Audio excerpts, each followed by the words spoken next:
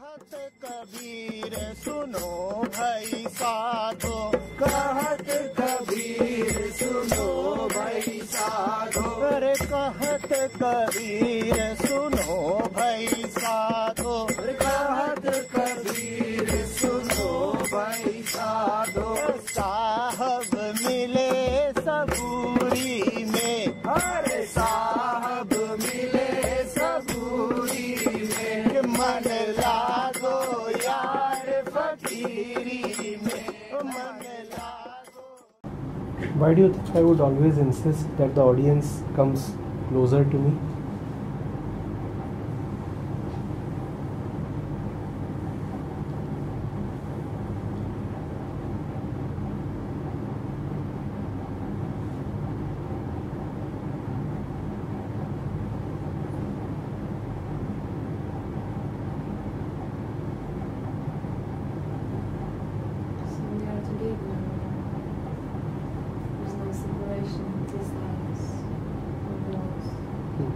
That's well said symbolically, but really in that situation, why is it important that the physical distance is reduced?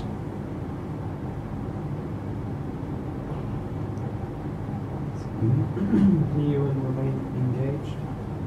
If I'm closer to you and I'm engaged, I'm less likely to be distracted by other things. I'm sitting in the back and the cafe staff are walking around and shuffling around and people are picking up things and moving cameras and so forth. I don't get distracted. And that's going to break the flow of our rapport. And did it take you too much effort to figure this out? Or is it kind of obvious? I've been doing it since school. I'm close to the teacher if I want to get to on focus. If I don't want idiots at the back distracting me, I'll come to the front end so I can actually focus. Which means we all know. Which means it's not something very new or very original, or we all know. And still, if you remember, we used to find it difficult to convince people to come to the front. Do you remember? Yeah. It would require some persuasion, and some people would even walk away. And You have to say, move up, Yeah. please, move up. Yes. And so what does that tell us? People are somewhat unclear of basics. Or are they actually clear?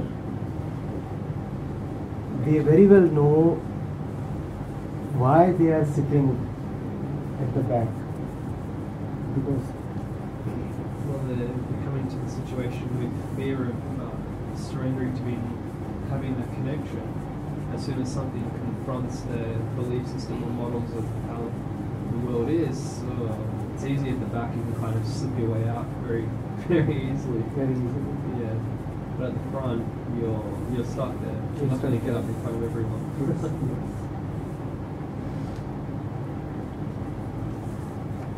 Do you see how we support our own internal conspiracies? There is something within us which wants us to fail, which is our own enemy, and we support it.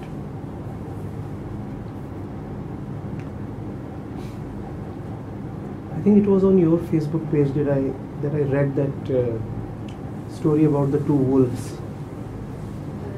The Cherokee saying, yeah? What we feed. Yes, which wolf wins? The one that we feed. Do you see how we keep feeding the wrong wolf most of the times?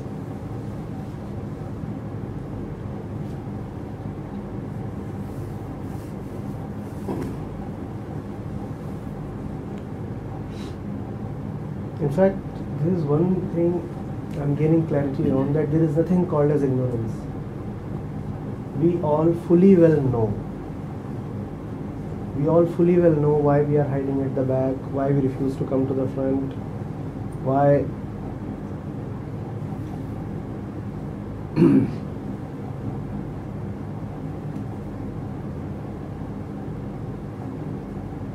you put it very close the matter by saying that we know it since class 2. We know it since class 2 that the ones who are the backbenchers. They are backbenchers precisely because they want to avoid the teacher. Now in school you have a certain compulsion. Here you are ostensibly coming by your free will. Do you see what kind of misnomer this thing called free will is? On one hand you are coming there, on the other hand you are committed not to come.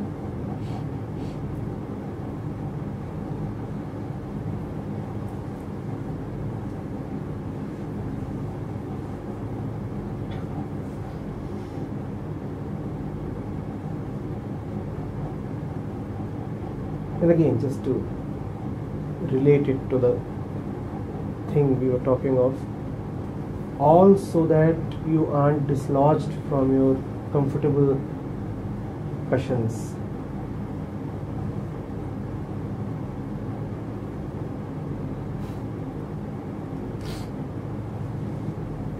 All so that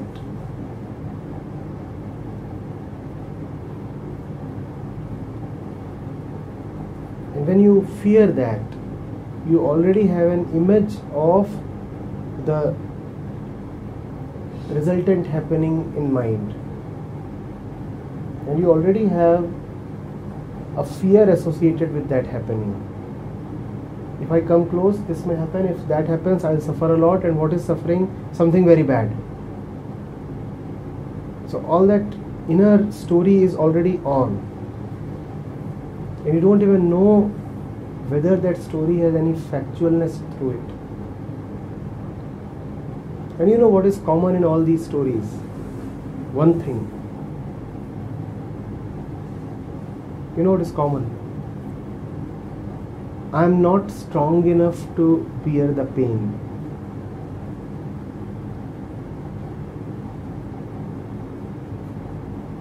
I am not strong enough. Have you ever tested how strong you really are? Yes, your assumption that some loss may come to you may indeed be factual. Your assumption may come true. But next to this assumption sits another assumption. That assumption is, if I bear loss, then I will crumble. Have you ever tested that assumption? Yes, loss you will bear. But will that necessarily be the end of you?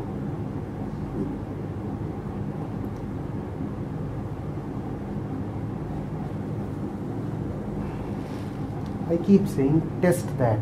You will find it a false assumption.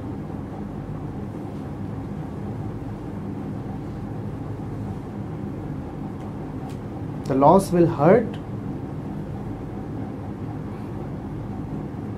but you will emerge a survivor. You will live through it.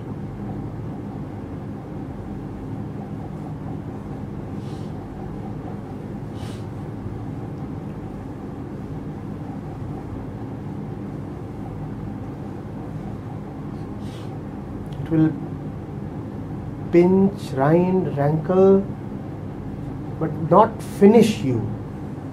Mind you, not finish you. Nothing can finish you off.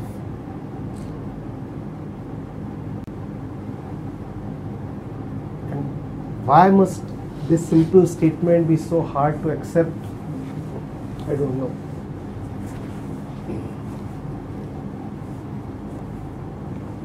If you are convinced that you won't be finished off, then why will you avoid sorrow so much?